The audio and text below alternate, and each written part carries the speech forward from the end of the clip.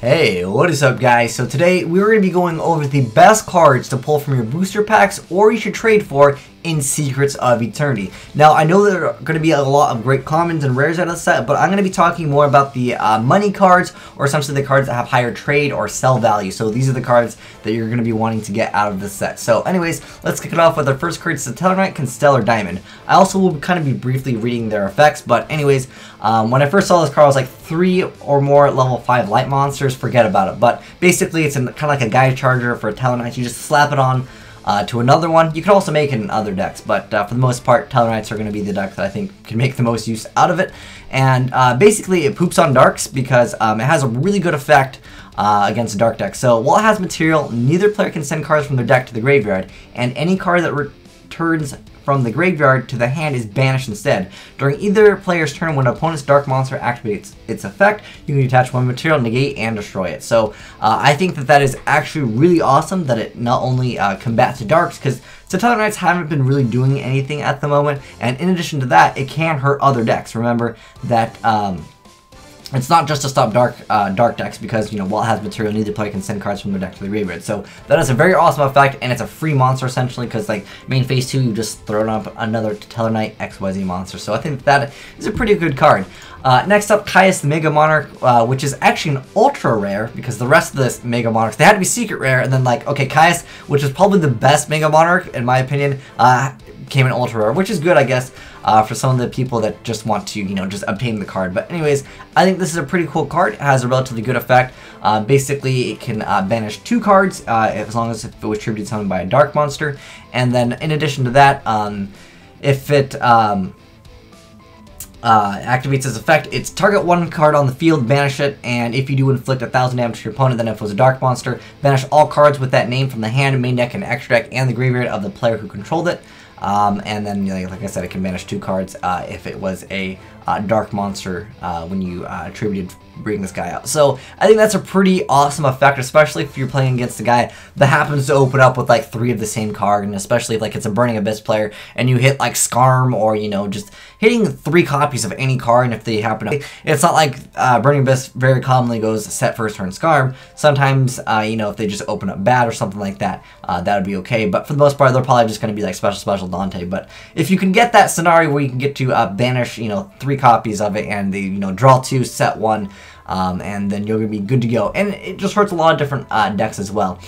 Next up, the Cliffworth Stealth. This card is absolutely amazing. I'll just briefly read its effect that we won't cover like the effect that all the Cleaves have, basically, but you can normal summon it, and its level becomes 4 and it becomes 18. But anyways, the main effect that we're here for is that when this card is tributed summoned by tributing a Clee monster, you can target 1 card on the field and return it to their hand.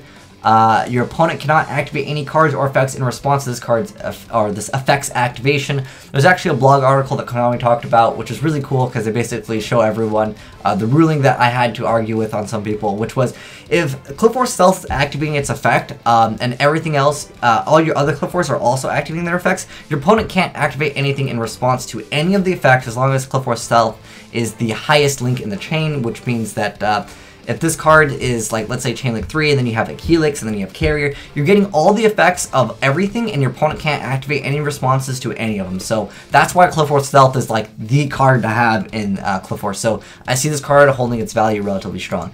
Next up, the Sky Cavalry Centuria. This card I thought was a really cool card, plus, and I was thinking that any deck that would play this would probably be playing multiple copies of it because it's so awesome. So it requires 2 level 2 monsters, so raccoons, maybe some frogs, some other decks to maybe make use of this too. But anyways, while it has material, it can't be destroyed by battle, and its card battles an opponent's monster, and your opponent still controls that monster at the end of the damage step. You get to detach a material and then bounce that monster to the hand. So I think that's a really awesome effect, especially since frogs can just keep on making rank 2s for days, and instead of going for Gotchi all the time, now you have a card that can actually kind of be a threat and get rid of things rather than just defensing up. And especially if you get this guy out with multiple Gotchis, I think that is pretty cool because basically you're only going to be getting rid of this card through monster effects. I mean, basically 101 Castell can definitely get rid of this, but the majority of the rank 2 decks can spam out things. And I was like, well, if you get multiple of these guys out, your opponent could probably have a problem dealing with multiples of these. And as far as the whole infernoids go, I'm just gonna talk about this guy. This guy is the main boss monster of the deck. If you guys don't know how the heck infernoids play, I'll put a link down below in the description box. And I've been playtesting them for a while. No new support that I know of has actually been announced for the deck. And the way I see the deck right now is you activate reasoning, and that's it. That's the best play the deck has. Other than that, it's a pretty mediocre deck, and you're going to be having a lot of inconsistency issues. I know they have a ton of cards where you can actually just keep on sending cards to graveyard, but it's going to take a long time to establish all the cards in the graveyard to really make a great use out of the deck, whereas a lot of the meta right now, it's just so fast. It's like, bam, Shaddoll Fusion, equip the new Shaddoll equip, make something immediately, and try to stun your opponent. So I feel like the Infernoids, they have a lack of support right now, but for the most part, the Anunku is probably the strongest card. Most of the stuff for Infernoids at the moment of making this video, nothing has really broke the $20 point. So I think this deck is kind of not necessarily all hype, because I don't understand why these are so expensive. I feel like most of them are kind of lackluster. And again, try the deck yourself. I'll put a link, like I said, down below in the description box so you can see how it works. I mean, you read the effect and it is actually pretty good, but again, when you're comparing to like the Necros and all the other stuff that is just much faster, the deck isn't as strong. But, I mean, this card has a pretty awesome effect. I'll read its effect real quick. So, you special summon it by banishing 3 infernoid monsters, and then, when this card is special summoned, you can destroy all of the monsters on the field once per turn during either player's turn. When a spell trap is activated, you contribute 1 monster to negate the activation and banish the card. So that's actually pretty awesome that it does do that. But, what's kind of cool with this effect is you can actually target itself. So, if you not have any other monsters, obviously you contribute itself. Going on to our next card, I think this is the thing that makes the set, well, I mean, there's not very many Necros in the set, but the Necros of Gungnir is the card in the set that I think a lot of players are kind of overhyping. The card is probably one of the more expensive cards out of the set. However, keep in mind you don't need to run multiple copies of Gungnir. Most players in the OCG are actually just playing 3 copies, I'm sorry, not 3 copies. They're playing like 1 copy, or some have even dropped it completely. The card's not bad, don't get me wrong. I just don't think that a lot of players will be playing multiple copies of the card. I did like the card at one point just because in Mirror Match, sometimes it can be nice, especially if you're playing Effect Failure, because basically Trishula can disrupt decks, and if they can't get over Trishula, especially a Trishula where it makes it so your opponent can't special summon, some decks only have 1 response, which is like Dark Hole or Raigeki, or they happen to have like 1 shot to get rid of the card.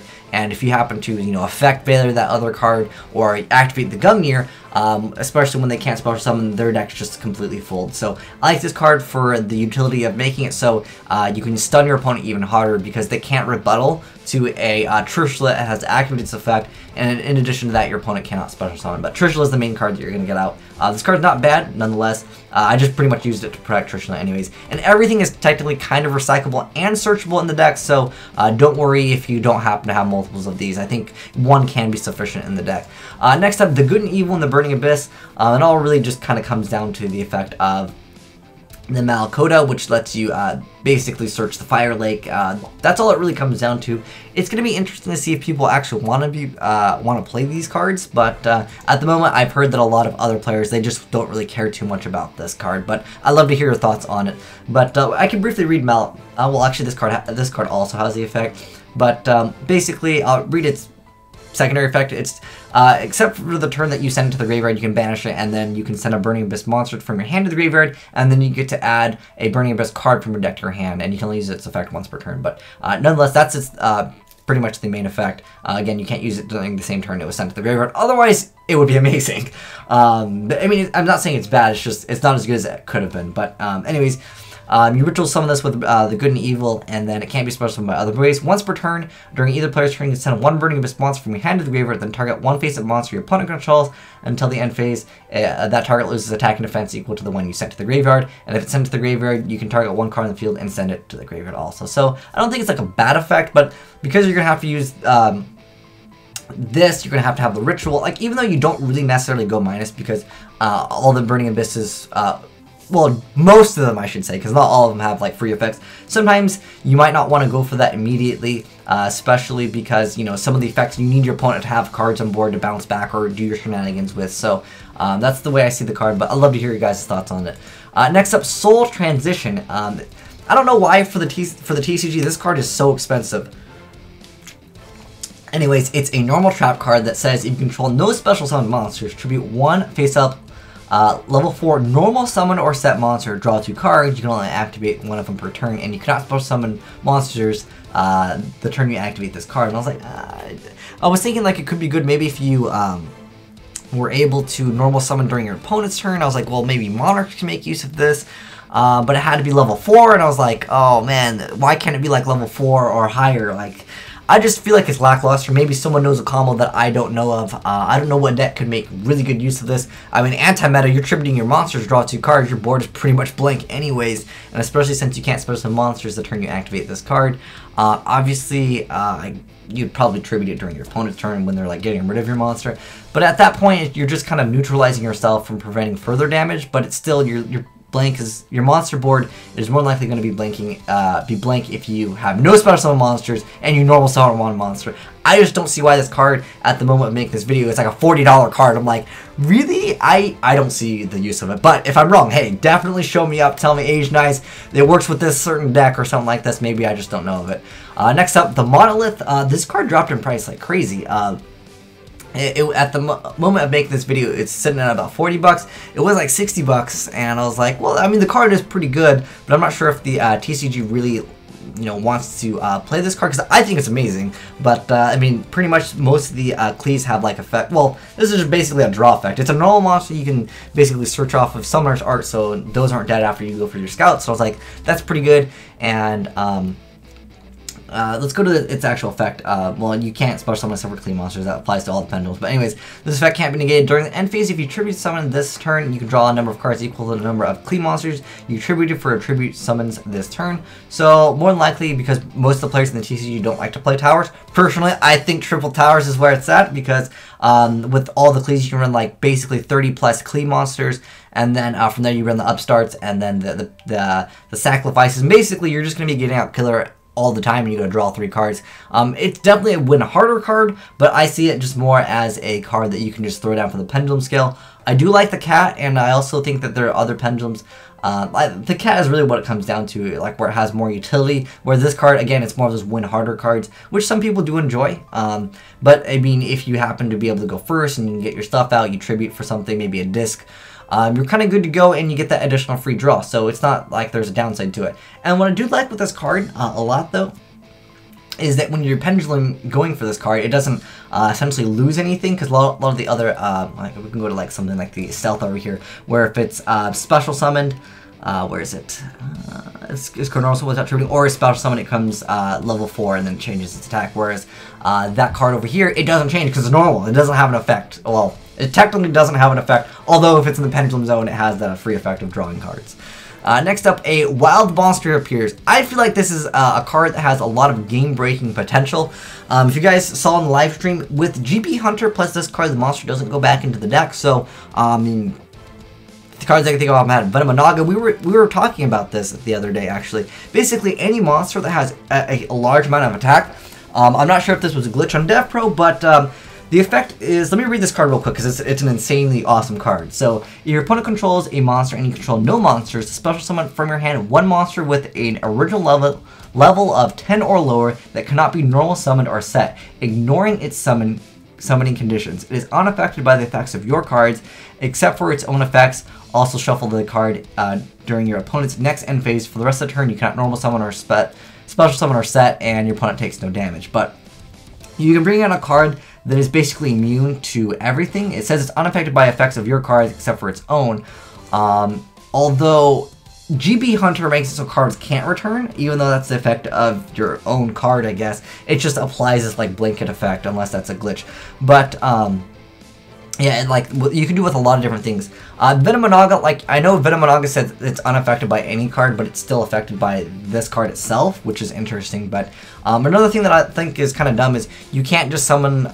There's a lot of other cards that require certain things that could not be special summoned on DevPro by this card, even though it was 10 or lower. Some cards, they just have like these inherent conditions where you just can't get them out. Like even though it says ignoring its summoning conditions, which is the wording on this card, some cards you just simply can't get out for whatever reason. Again, I don't know if that's a glitch in DevPro or if some cards just simply, it can't come out, even though it says, it'll say like this monster cannot be, what is it? This has to have the effect where it can't be normal summoned. It says that it can't be special summoned or something like that, but like, even though this card says it ignores it, yeah, it just, welcome to Yu-Gi-Oh, man. Welcome, just look at the effect of Vayu and how like Vayu just breaks the game, and then this might just be another one of those cards. Next up we have Pot of Riches. So this is kind of like a recycle card. It almost reminds me of that clay card that you get to recycle your cards back. But you shuffle 3 Pendulum monsters from a graveyard or face up in your extra deck and draw 2 cards. You don't activate once per turn. You can't special summon except by Pendulum Summon, so I guess you can still make a bunch of cards through Pendulum, but you can't like XYZ or Synchro Summon. So it's basically oriented around Pendulum-based decks. It makes total sense.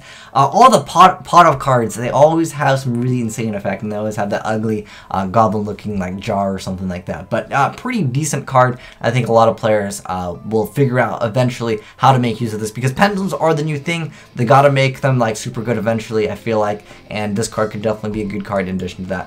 Next up, the Nephi Shadal Fusion. I think this card is amazing. At first, I didn't think it was that great, but looking at the way the game is shaping up, if you guys have ever played the Shadals, sometimes, you know, if you, let's say you lose game 1 and you know you're playing against a deck that needs to go ahead and exceed summon, I mean, you could go ahead and make something with the Nephi Shadal Fusion, and you can kind of get that Winda out first immediately, or now you can make that Grista, that fire one, and the fire one's actually pretty great, and it was just a little bit more difficult to get out. But with this card, I think that definitely helps getting out that, and I cannot wait for that water one. The Windingo, I didn't put it on here. I thought it was kind of like jank. Especially when you compare it to, like, you know, the other stuff that has came out in the game. But nonetheless, this is a very awesome card in addition to making just strong first turn plays in the deck, because sometimes you don't open up with Shadal Fusion. At that point, most of the time it's like set a dragon, set, you know, Falco, if maybe you can send other cards here, or summon Mathematician, or Denko Seka, or something like that. But for the most part, I don't feel like they have very many aggressive plays as far as opening up if you don't happen to have like Shadal Fusion, especially if you need to play against a deck that can be very, very aggressive first turn, that can spam a bunch of monsters out. And like, let's say that you're playing a Heretics, like you summon the Winda and you just make them cry. And then next up, we have the Metaphysis Horas. I kind of want to just put this card in here because I think it's kind of like a fan favorite card, and it's kind of cool to see that we have like a whole new Horus card. It doesn't go well at all with the archetype, but it has a decent effect where depending on what you use as a non-tuner, it gets different effects. I think the best effect is if you use a Pendulum monster, which is that your opponent chooses one monster they control and you get to take control over it, but it can't attack the turn. But you can still like exceed or synchro summon, or, you know, do whatever you want with the monster, which is actually pretty cool. But we already have like Snatch Steal in the game, and like the best thing that you can get would probably already use the effect or something like that. So I was thinking maybe for mirror matches it could be good, but then like what meta really uses a monster where like they're just gonna throw out one monster that's like super strong, and I was like, well, I guess Boojins would be kind of funny because like they only really control one monster, so of course you get to take control of it, and it's not until like the end of the turn. You gotta keep that monster forever, so I was like, that'd be really awesome in Boojins, and it is a light, so, you know, the off chance that you happen to play a deck that has light monsters and you're playing Honest, then when they attack you, you can drop the Honest in addition to that. So I thought that was kind of cool, maybe against Boojins if you made this, or any deck that just kind of goes for like one monster and tries to protect that monster as hard as possible. Maybe like against Noble Knights in the right scenarios, this card could be cool. But for the most part, I think it's more of a fan favorite card, and at the moment of making this video, it's like a $10 card. So I think that was pretty much most of the greatest cards that came out of the set. Again, super rare and higher. I know that there's a lot of great rares and commons, but those won't be too expensive in the game. But anyways, guys, let me know maybe what was your favorite card out of the set, or what card you actually are looking forward to pulling out of this entire set, or maybe what is your favorite archetype out of the set. Personally, for me, the Ritual Beast or the Spirit Beast, they're basically unplayable. We got like the Peg one, I think, was the only one that we got out of the set. The Necros, we need way more support to actually get them to be playable. But I think that there's a lot of great Cliff Force support. The Shadal support is also very good, and the Satellar Knight. So kind of supporting what was already really in the game, kind of bringing Satellar Knights a little bit of a boost, because they kind of fell off as far as like with the top like 3 decks. Basically, it's Burning Abyss, the Cleese, and the Shadals. But now Satellar Knights, they definitely have a great weapon at their disposal now. But anyways, thanks for watching, guys. Have a great day. Asian Eyes signing out.